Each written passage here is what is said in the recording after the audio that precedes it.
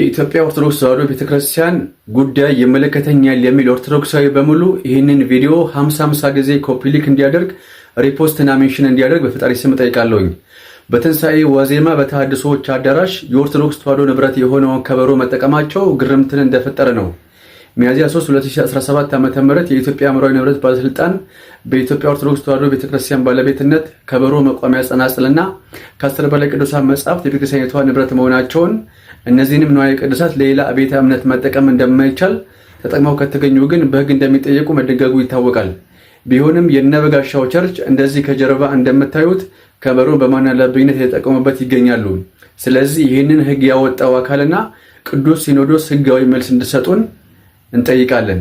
ይህን ቪዲዮ ከምንም በላይ ጉልበት መስጠት መቻል አለባችሁ። ኮፒ ሊንክ ማድረግን እንዳይረሳ።